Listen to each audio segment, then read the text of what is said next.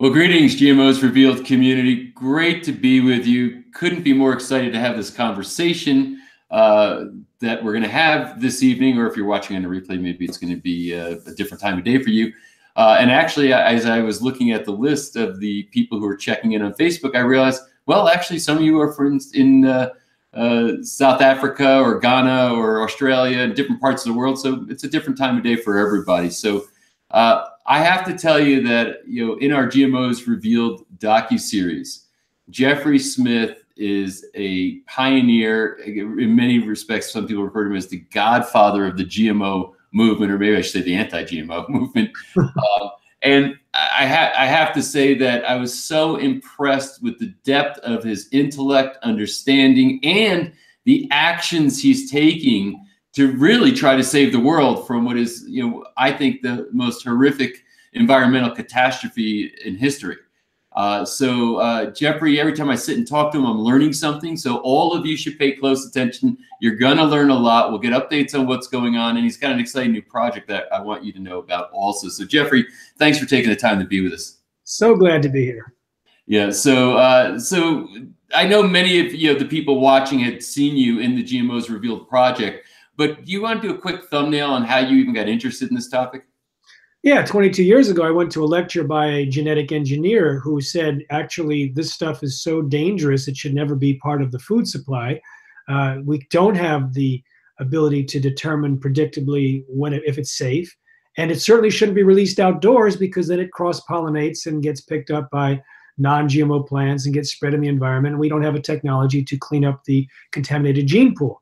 So I realized it was an A+ priority that no one knew about, and I had an idea that I would help out a little, because I'm a strategic communicator. So I thought, okay, maybe we can frame it this way or frame it that way. And then I ended up working at a GMO detection laboratory for a couple of years as the VP of marketing. And then I wrote the book Seeds of Deception, which to me was the missing link, because no one was talking about the health dangers.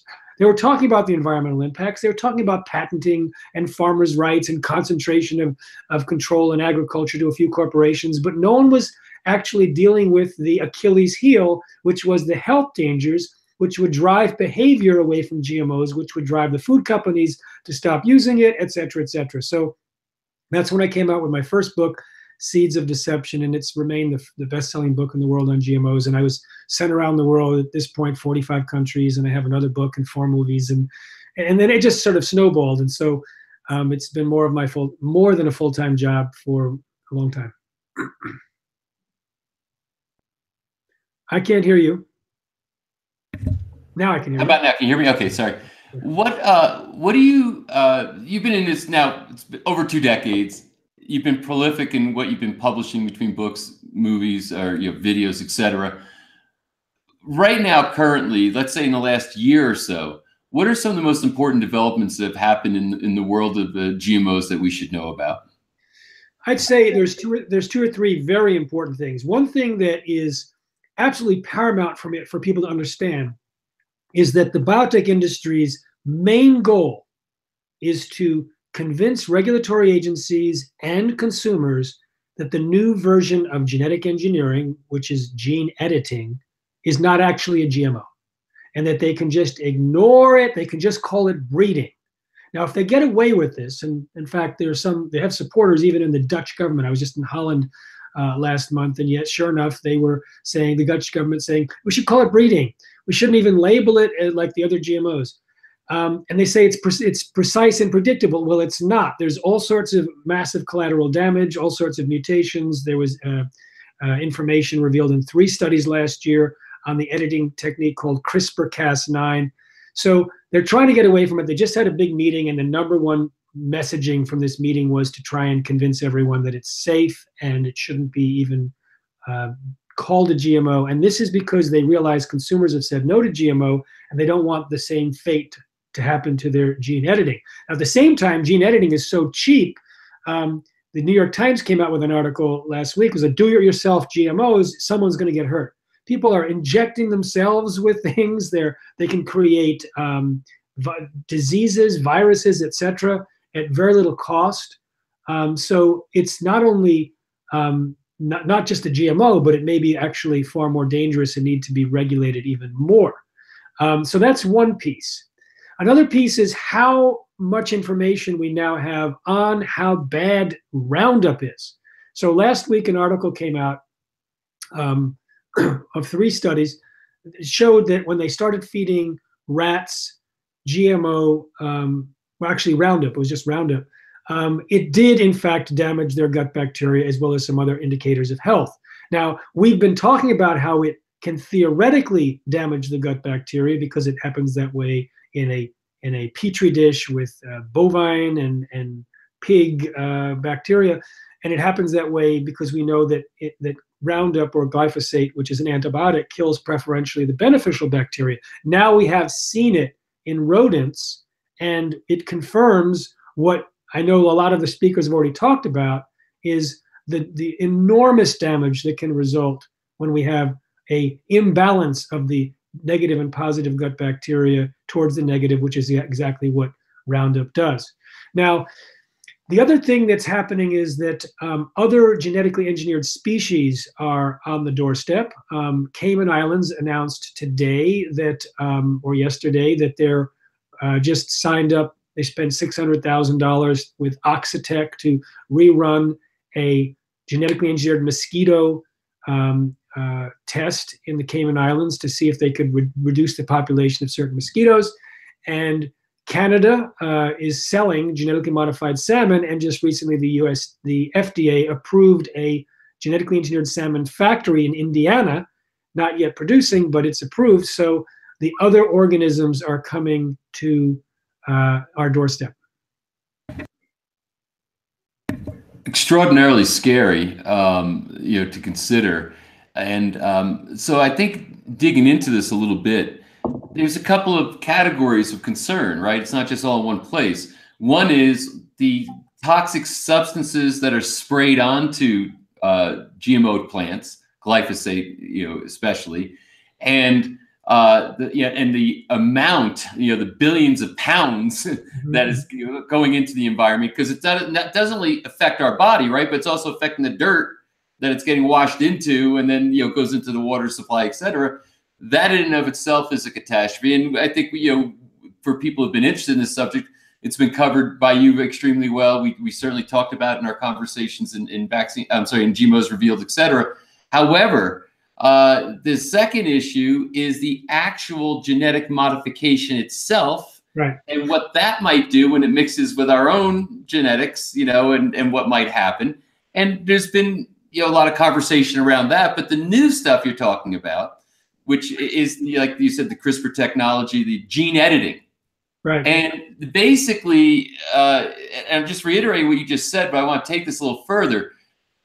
There is an extraordinary consumer response to wanting non-GMO foods. And I could tell you more and more people every day are looking for that, GMO verified, non-GMO verified label on the foods that they're buying. And it's showing up not just in Whole Foods, but in all grocery stores. Yeah. So consumer revolution is starting to really fight back. And you can imagine what must be going on in the minds of these people with this new gene editing technology, saying, we can't get lumped in with that. It's going to be dead on arrival because there's already a growing consumer rebellion. So we have to recharacterize this genetic manipulation that we're doing. So what have some of the experts, because to me, I look at things like this gene editing and saying there's almost no testing to know what happens when you edit genes and you eat them. Now they're deductively, just through logic, saying, well, you're just almost surgically removing this thing, it's no big deal. But you used the term collateral damage. Can you just discuss that a little bit more? Sure. There's some studies that occurred last year in mice where they did CRISPR-Cas9, and what they do when they do CRISPR-Cas is, you're right, they just guess where the mutations are going to be, because what they do is they insert something like a scissors and then a guide for where those scissors cut. And they look at the genome and say, well, based on the code or the sequence, it should cut here and here and here and here, and we can live with that. We can say, it may cause some damage there, but we can live with that because we think that those sections are safe.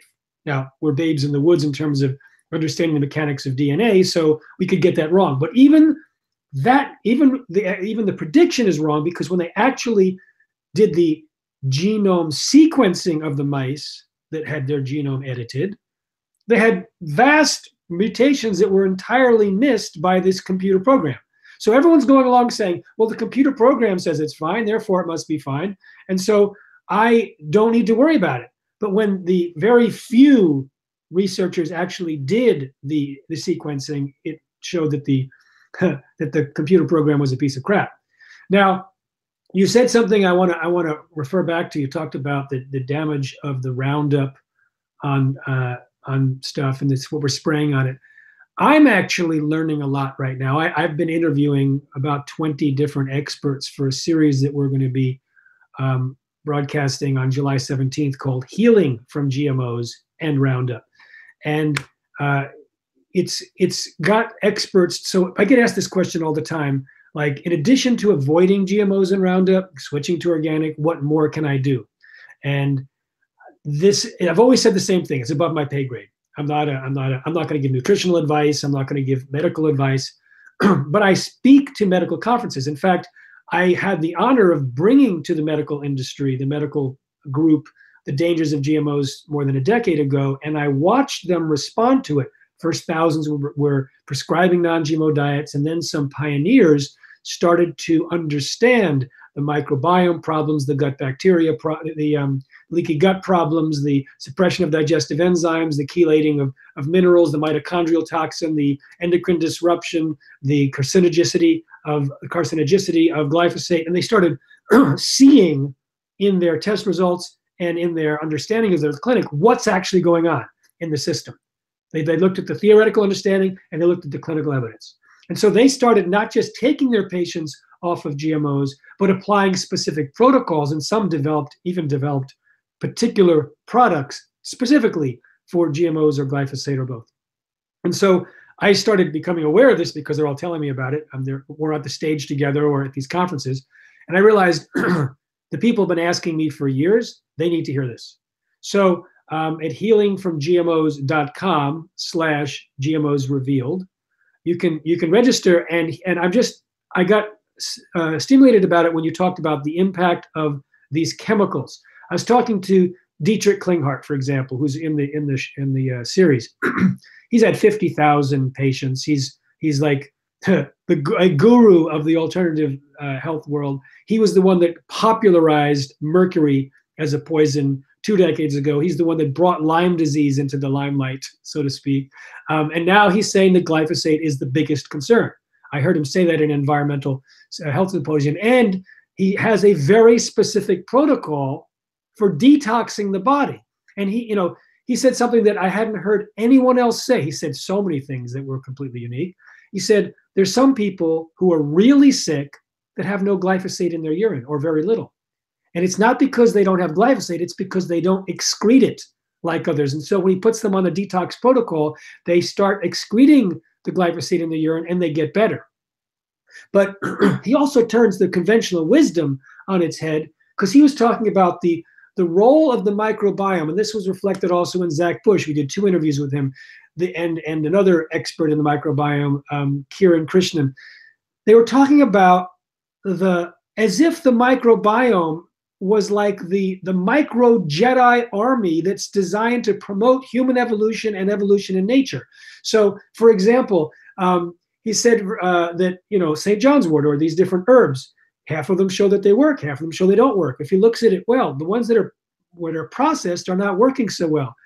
Is it possible that it's the microbiome on the St. John's wort, it's the microorganisms on the leaves that are actually doing the work? Same thing with green leafy vegetables or salad. The amount of nutrition that we derive from them is small, but the microbiome on them may be the ones that are, maybe the factor that is supporting us. There's microbiome in the brain, and our brain cells have millions of biophotons. He talked about biophysics, millions of biophotons per second compared to the other species, and it's the microbiome that really separates our brain from others. And it's like, oh my God, we had no idea we were part of this community. And what's our response? To kill it. People find, oh, there's bacteria growing near a tumor in the breast.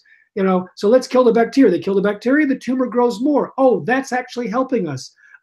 Another person said, I think it was Zach Bush in an interview, that for Alzheimer's brains, there's mycelium, which is a fungus, and that's there to protect the brain. So we have all these helpers. And what are we doing? We're killing it. So when you think about the amount of glyphosate sprayed on the acreage, and it's actually in the rainwater, it's in the air, and we're talking about changing the entire balance of what we have as evolution. So I want to encourage people. I have never enjoyed as much interviewing people as I did for this particular series. I mean, we have thought leaders. We have Joe Mercola and Josh Axe, and we have Sayerji, and we have Seralini, who of course did all the research, and he talked about research on aromatic herbs, when to add them to the meal, how many to add them to the meal, based on the reaction of the cells. The cells actually release the chemicals, but not if there's more than a certain amount. They don't release it because they actually are focused on releasing the extra herbal compounds. So, and he said it verifies the traditional indigenous wisdom. So we're really teasing out incredible information. But one thing I'm realizing, in the GMOs Revealed, I talked about how 3,256 people reported getting better from 28 different conditions when they switched to a non-GMO and largely organic diet, from digestion to overweight to all sorts of, basically all the chronic conditions. I realize from these practitioners who experiment on patients more than the scientists experiment on rats and mice. I mean, one doctor can have thousands of patients that he's actually put on a non-GMO diet. There's a sense that GMOs and Roundup are absolutely devastating our health, and many of the chronic conditions have their basis or are exacerbated by it, and that their healing from GMOs really involves finding the primary cause, the actual cause of what's going on. The microbiome, the leaky gut, the mitochondrial toxin. What do we do? For Zach, it's the intercellular communication. For Krishnan, it's like 3 specific keystone microbiomes. For David Sandoval, he created a product that can reduce the amount of glyphosate in the urine by 74%, probably not by stopping the release, but by actually breaking it down or having it go out through the colon. So, and then there's people that have the general detox program, like, including the sauna and the lymph cleanse and whatnot. So, and then there's the nutritionist. It's like, it's all in the food. We know what our cruciferous vegetables are, and we know what the sulfur vegetables are. We can pull these to allow the 2-phase liver detoxification to work. And I'm like, 2 phases? Talk about it.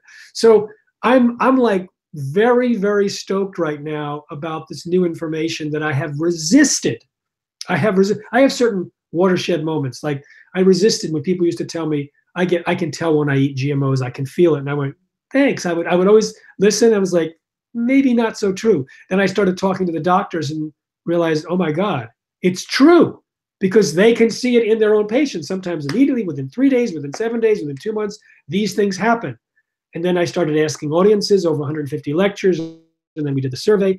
So a watershed moment for me now is that when we look at the collective wisdom among the pioneers, we do have products and protocols in place that can help reverse the trend, not just by avoiding eating GMOs and Roundup, and that's the first essential thing, but in fact, it's so essential, we interviewed Barbara Royal, who's a veterinarian, and the first thing she does for most of her pets is say, go on this diet.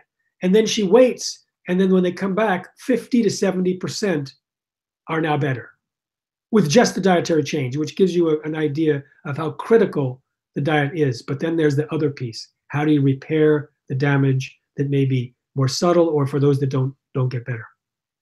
Well, I'm glad that you've had that watershed moment, in the sense that identifying the problem, of course, is an absolute necessity, and we, as you dig deeper into it and time passes, it's actually worse than you thought, kind of a thing.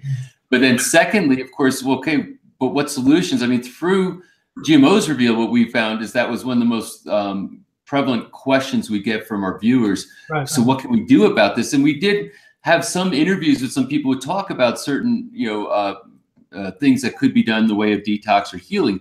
However, what I love about your project is it's really focused there. And having been around this a bit, having been a practitioner myself, for many years, and understanding the dynamics. And I'm so glad you acknowledge, it's not to be discounted what a practitioner's experiences directly with patients, especially over time. Too often that's anecdotal, or maybe if you wrote it up, you got a case study published, but that's not like real research. And to me, I said, no, those are real patients, real doctors, real battle conditions doing the real thing. That to me is more compelling than what happened to some rats that you controlled over a period of time.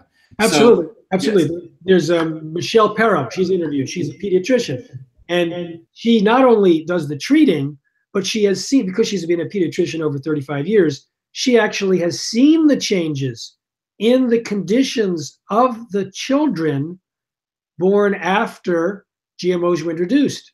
And she started seeing all these complicated problems, and her whole treatment protocol had to change because the same stuff wasn't working that was working before. And when she was looking through one of my books, Genetic Roulette, she saw pictures of the gut walls of rats from an Arpad-Pusztai experiment and went, aha, this is what's going on in the guts of our children, because this explains everything. And then she started to experiment. Now, a lot of these doctors, like her and Barbara Royal, the veterinarian, they hear about it. They never heard about it in their in their training. So they just start and they make some changes in the diet. And lo and behold, they get results. So they're seeing it. And I'll tell you, the first time I heard doctors describing it, I went to the American Academy of Environmental Medicine, where I had spoken for several years. I went with a video camera. And so many of these doctors were prescribing non-GMO diets. And the allergist said that it causes more allergic reactions in his patient. And someone else said it causes inflammation. And the third one said, blew my mind. She said, I put everyone on a non-GMO diet and they all get better. And I'm like, what?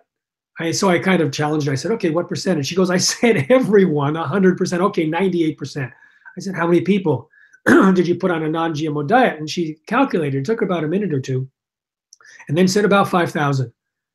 And my eyes went wide, and I said, can I come to your clinic and interview the patients? So I did, along with another clinic. And like one woman said, in 3 days, her Crohn's disease symptoms went away, her hair stopped falling out, and her skin started to clear up. Someone got rid of IBD, irritable bowel disease, in 3 weeks, another one in 6 weeks, at least the symptoms.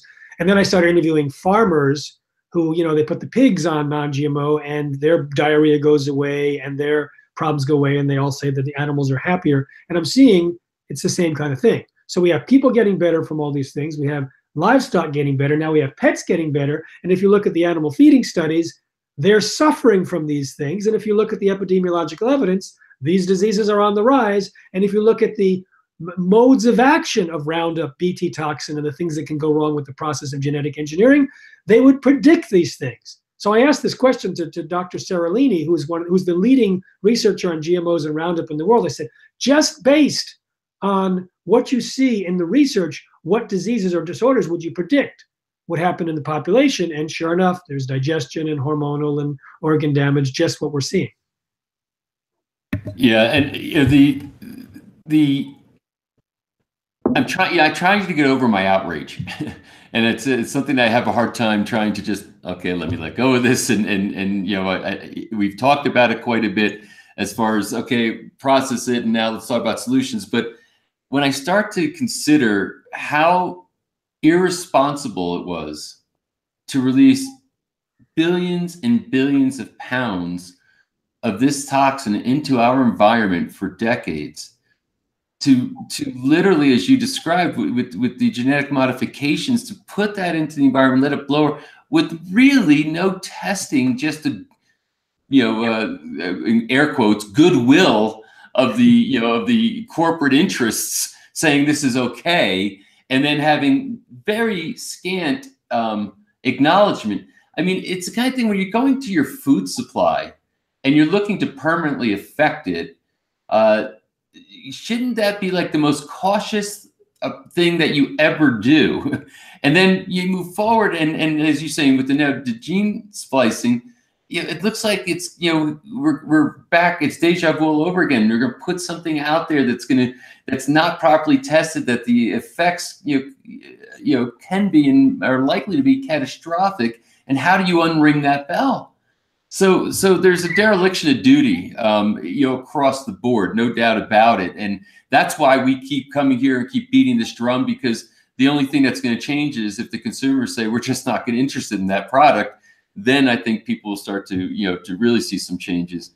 I've seen within the regulatory agencies and also even Monsanto's former people, there's people of integrity that step up and try and stop it. I mean, if you read the scientists' memos, which I have from the FDA, they're saying GMOs are different and dangerous and need to be tested, but the person in charge of policy, as we all know, is Michael Taylor, Monsanto's former attorney, later their vice president, later the U.S. Food Czar. When you look at the EPA, the Monsanto papers revealed by the lawsuits with non-Hodgkin's lymphoma, you realize that, Marion Copley wrote a letter to Jess Rowland. She had to retire because she had cancer, and she urged him to come to his senses and not do things just to increase his bonus and to help out the companies like Monsanto, and said it is definitely the case that glyphosate is a carcinogen, and you've been basically defending the corporate interests. And she challenged him, and of course he defended the corporate interests because he was Monsanto's lapdog. I talked to a former Monsanto scientist, and he admitted to me, he said that that the scientists found that rats were damaged when they were fed Monsanto's corn. Instead of withdrawing the corn, they rewrote the study to hide the effects. Now, he was aware that in South Africa, corn is and we have a South African listener, so I want to make sure I get the South African story out. And everyone needs to hear this story. This is really an intense story. So sit back for a moment. It's not going to take long, but this is really intense. Okay. So in Africa, they eat corn at every meal. Most of the population, it's a staple. And the Monsanto, when they're in their research, they usually feed a maximum of 33% of the GMOs to the rats. And so, in Africa, it could be 50% or 70%, and in times of famine, 90%. So the scientist was very concerned because he said, in 90 days, these rats on this small amount got hurt. What's going to happen to the people in Africa?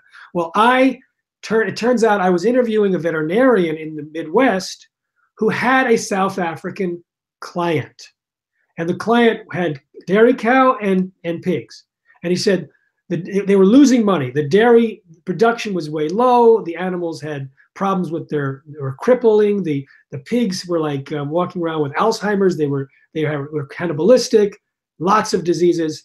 So he said, don't feed them GMOs, feed them non-GMOs. So the guy started growing non-GMO corn and switched the corn to non-GMO, and sure enough, the animals got better. Ran out of the corn, took corn from the market that was GMO, the animals got worse. Grew corn year-round that's non-GMO, the animals got better. But on the farm, he needed 50 farm workers who were eating his corn grown on the farm. And when it was GMO, he didn't put it together, but they were incredibly sick, so sick that 20% were always too sick to work, so he had to hire 20% more workers. So he had 60 instead of 50. They had flu-like symptoms. They had severe headaches. They were spending a lot of money on medicines. And he said, now here's the heavy part, that once or twice a month, he would be talking to a worker and the eyes wouldn't track parallel. They would start to go off, and he knew within 1 or 2 days they would be dead. So he was losing the farm workers until he grew the non-GMO corn, and they all got better, until he ran out of the corn and they all got worse, until he grew the corn again and they all got better. So these people on earth were eating more GMOs than any of us. I mean, in America, we eat our body weight in GMOs. In South Africa, with the corn, it's way more than that. And so they're more than the canaries in the coal mine. They are the sacrificial lambs. It's a horrible situation.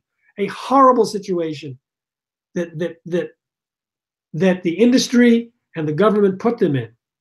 And people don't know it in South Africa, and they're eating this amount of GMOs, and we just have to do the math and go, well, how much are we eating and what's it doing to us? So I wanted to make sure I got that point across, because I heard there's someone from South Africa on the line and it needs to be shared.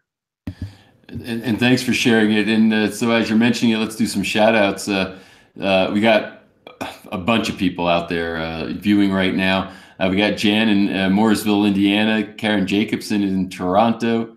We got, it looks like Peachy At in Fort Myers. Hello, welcome. Sheila is checking in from Merritt Island, Florida. S.J. Chadwick, so here's what she wrote. She's in Canada. She said, presently living in the midst of huge GMO farming. This area is called the breadbasket of Canada. I'm not at all impressed with this type of farming as I grew up on a 100-acre mixed general farm, blah, blah, blah. So she tells her story. I want to speak to that for a second. Yeah. I was in the Midwest for many years. I moved to California. And by the way, in Canada, be careful of salmon. Genetically engineered salmon is being sold in restaurants and by caterers, unlabeled, and they are trying to approve a production facility in Prince Edward Island. The FDA, as we talked about, approved one in Indiana. So just be careful there about that. They don't grow. If it says wild caught and it's true, it won't be GMO. But if it's farm raised, it might be GMO. So there was a farmer I know from Iowa who grabbed an air sample from a corn field and a soy field and sent it off to analysis. And the laboratory did not know where it was from and said there are so many toxins in this air in both of the samples that no one should be exposed to it for very long. Now, Roundup promotes soil-borne pathogens. It promotes fungal growth. And so we end up with absolutely toxic air on top of the spray that can also spread. So it's a dangerous mixture to be living near all of this stuff. And we know that in a school in Hawaii where I visited, a middle school, they had to close the school and send kids to an emergency room twice because the wind shifted and they started breathing in the pesticides being sprayed next door in a GMO field. So it's not, and also where Roundup is sprayed in high concentrations, there's higher levels of cancer, higher levels of birth defects, higher levels of miscarriages. And in Argentina, where they spray by plane, they were able to correlate in areas that they started to spray, dramatic increase, 300%, 400%, and in one places 70 times the amount of birth defects. So it's really a serious situation if you're right in the Roundup belt and in the GMO belt. Yeah, it's really disturbing at best, and unfortunately, there's a lot of people who are stuck there. I mean, it's not like they have the option to be able to just say, "Oh, I don't want to live here. I got to go somewhere else." It's a horror. It's a horror show.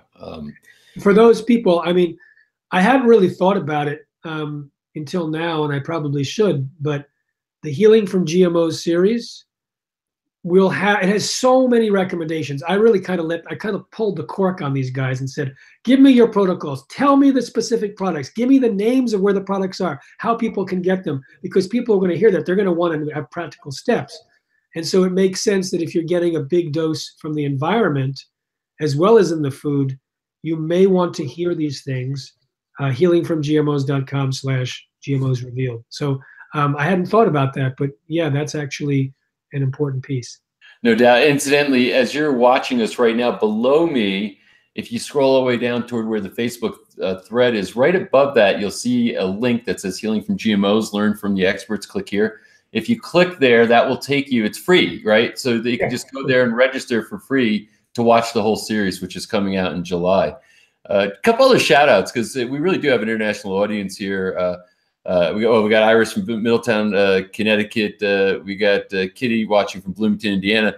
But we also have Kwame from Ghana who's checking in. So it's great that people in these places are really care about this. And we got Melvin Smith who's saying hi from Nelson Mandela Bay in Port Elizabeth, South Africa. So looking forward to the series. We must march against Monsanto and shut down glyphosate production. Yeah, I think he's got it right. There's Joel had a shout out specifically for you. He said, after 25 years of trying to reach the ignorant, unconscious profiteers, I need more energy. Thank you, Jeffrey. You care. All right, more energy. Everything is exactly. More energy. That how it comes? That's what gets it going, because this can drain you. But the whole thing is you gotta get motivated, not depleted. And Jeffrey, your work certainly is very motivating. So again, I just want to encourage everybody to go watch Jeffrey's new series. There's a lot of people that you probably have not seen before interviewed, and I know many names like Dr. Klinger, he said. I think Dr. Lee Cowden, you said, is in there. Yeah. Yeah, and I'm telling you, these guys are legends in the solution game when you're dealing with toxicity, like from GMOs, glyphosate, et cetera. They're like 20 years ahead of their time. They really are. So I would check that out. Again, the link says, just so you can find it easily, right above the Facebook comment thread, Healing from GMOs, Learn from the Experts. Click here. Click that. You can go register for it. It's completely free, and when it's released, you'll get the notices in your email that it's available, and you can go watch it. And I have to tell you that these solutions, there are varying solutions, and it's important that you hear from different experts who have a certain point of view in certain areas that they like to focus in. So from looking at the interview, the expert list that Jeffrey has, I can tell you that covers pretty much the spectrum of all the best experts in this area. So I'm really excited. Better you than me doing all that traveling, interviewing all these people. So I'm sitting here. I'm doing it by Zoom. So okay. you're doing the traveling. I mean, you do a docuseries. I'm doing like, okay. Fact is just the facts, ma'am. Nonetheless, still great, still the right people. And so I'm glad that it's all being pulled together. So I guess at this point, what are you anticipating in the near term here, Jeffrey, as far as the whole GMO movement or the anti-GMO movement? Do you feel like it's growing and it's gaining more traction, and that we're starting to maybe have any breakthroughs at all on the regulatory side or the legislative side of this, or do you feel like we're kind of stuck? That's a good point. There's a very big issue right now in terms of labeling in the United States. If you remember, 2 years ago, the Congress passed what we called the DARK Act, Denying Americans the Right to Know. And what it was it eliminated Vermont, which had passed its labeling law that was about to enact, and they eliminated that. They eliminated the ability for states to require labeling, and they said, okay, we're going to make the USDA, within 2 years, come up with a program for labeling. And they gave them a really vague mandate, one that could have been filled with loopholes. So the USDA just created a proposal, just in time, sort of, for us to comment on. And instead of saying we're going to do it this way, oddly, they said, well, we can do it this way or this way, which tells us that within the USDA, there was a split. There was those that were marching with Monsanto, not against Monsanto, who said we should have this loophole and this loophole and this loophole. And instead of calling it GMOs, we should have a smiley face with sunshine that says BE for bioengineered. Now, you and I have never heard BE before, but this is how they want to make a GMO labeling because of all the backlash against GMOs. So they want to subterfuge the whole thing and hide it. And then there's also within that same ability to comment is, there's actually more rigorous. We can adopt the European version where it's actually 0.9% and it has none of these loopholes. So if people go to responsibletechnology.org tonight and sign up, we were sending out a newsletter as early as tomorrow, maybe tomorrow or the next day, and you'll have an opportunity to comment, to put your comment into the USDA, because there's a comment period on right now. And so this isn't a really critical time, because if we get serious labeling, then it'll be really easy for the food companies to say, oh, I don't want to be GMOs. But if they can put a QR code and this BE smiley face or a Texas number, it would be a way that they can hide the evidence that they're in fact a GMO. So this is a pretty critical time. And it's interesting that some of the food companies who had actually paid for fighting against these states' ballot initiatives came around and said, actually, no, we actually want consumers to know. Now, why did they do that? Because they were quietly, slowly removing GMOs in the background, and they want to get the advantage of that because they want those that haven't to have to be outed. That's one of the things. And also they realized how unpopular fighting labeling was. So many of these companies left the Grocery Manufacturers Association, which was their front group that had laundered some of their money into Washington. They got caught. They're going to be fined. And they started leaving the Grocery Manufacturers Association, saying we're leaving primarily because their position against GMO labeling. And so now the Grocery Manufacturers Association sent in a request to the USDA completely different than their position. They said, oh no, we want real labeling, because they were losing their base. And so it was consumers being reacted to by the food companies that affected finally the Grocery Manufacturers Association. So now there's all this pressure on the USDA by the food companies that are now on our side for some reason. And so there's this split. There's the Monsanto people, and then there's the people that are being supported by us. So now is the time to put in the comment to say, no, we need to make sure that it fits these criteria, that it's not lying to us. And so that'll go out with responsibletechnology.org. You can sign up for our newsletter, and then you'll be given the opportunity to get the link to the USDA, or you can just Google the USDA link and go there direct. Important that we get that done. And God, is it amazing how suddenly now, we want the labeling now because we're getting away from it. It's I know. You can't make this stuff up. I mean, you just can't make it up, how this goes. Quick little shout out to Phil. I think it's Kissin, not Kyson.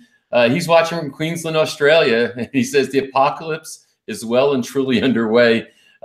Let's hope that it could be reversed, Phil. But thanks for tuning in from Australia. We got Gail Gregory also just chimed in, said love the work you're doing. I ask every time I'm in the grocery store about non-GMO and organic.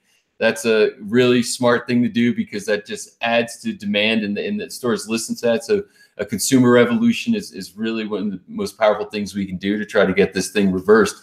So, just in tying up again, sign up for Jeffrey's coming Healing from GMOs, which is the link there. It says Healing from GMOs, learn from the experts. Click there. You can sign up for that. It's free. Also, if you do not own GMOs Revealed and you want to own it, and you want to help support our mission, above, just below our viewing box here, you could see that there's some links there, and there's outlines for the packages. So I know most of you probably already own it, but if anybody is interested in acquiring it, it's great. It helps support the work we're doing, and it gets you the information right in your hands that you need to know. So Jeffrey, as always, thanks so much for just all the work you've done for all these decades. You're definitely a hero of mine, because I would shudder to think where the whole movement would be if you didn't write the books you wrote, if you didn't give the lectures you gave, if you didn't put the videos out that you put out there. And quite frankly, I know how viciously you were attacked and continue to be attacked.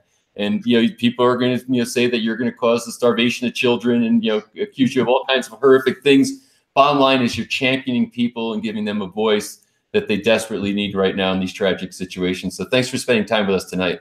And Patrick, it's like I revealed how the biotech industry attacked scientists and tried to discredit them. And I revealed their tactics, and I laid out exactly what they were going to do. And I even laid it out in my book, Genetic Roulette, like 22 different things that they could do. And they did it. And they just started started attacking me. And I was like, yes, I'm making progress. And now it's like they hired private investigators to try and find my background, and all they could find out was that I meditated and danced, two good things, which they tried to turn against me. And, they created films and websites and whatnot, trying to, but it means that we're winning. And what I do is I ignore that stuff. And I want to make a point here. They have a program now, a trolling program, that they want to react to every comment on Facebook and in social media with their trolls, where they want to use shaming technologies, shaming that works, because people go, oh, I don't want to, so they'll feel frightened to post. And you can Google, I have a way to deal with that. Jeffrey Smith, Google Monsanto trolls. I want to encourage people to change that attitude. So if they're being attacked, it's like, yes, we're making progress. And to just acknowledge that that's a badge of honor. If you can deserve that, level that they're actually attacking you, then you step it up and point out that they're part of the troll army, or that at least maybe they've convinced by the troll army, because we're not always sure. And that way people understand what's going on, that it's a organized disinformation campaign, and that we're actually winning. I think people need to know we're winning because the food companies, as we described earlier, are making changes, and we are moving this forward. So yes, I think that I have made a difference. I don't mind saying that. And I say that because I want to encourage others to do the same. I want to encourage people to say, yeah, we can make a difference if we adopt this issue. We have all this information. Each one, because you've watched GMOs Revealed, et cetera, share that information. Become evangelical for health and non-GMO and organic eating, and then we can all enjoy a healthy food supply. So safe eating to everyone.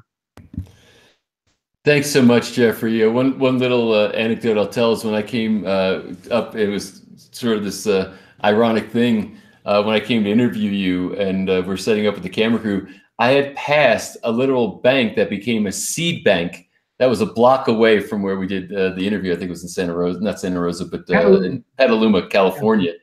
And I said, how poetic that right down the street is a seed bank, people who are preserving non-genetically modified seeds, these heirloom seeds, so that one day when it's safe to go back out, we can repopulate the earth with I've been in their vaults. It's Baker Creek heirloom seed. It's fantastic. Yeah. So that was, it's just, I mean, for me, it just in the when you glimpse all this, literally this vile, evil stuff, just to know that there's people like you and people like them that are taking steps to make it all right. It gives you hope for the future. So thank you for giving me hope and so many others, and looking forward to seeing your project when it comes out. Thank you, Patrick. Thanks. Take care. And all of you who are watching, thanks so much for being a part of the GMOs Revealed community. Being out there kind of on your own and trying to deal with this is one thing, but this is a very large worldwide community of people who've taken an interest in this subject, and for good reason. And I want to let you know that we love bringing you these webcasts every month and sending out the notices that we send out. Getting you information and keeping this community engaged is something that's very critical to this entire movement. So thanks. We appreciate you very much, and we'll look forward to seeing you again soon. Take care, everybody. Safe eating.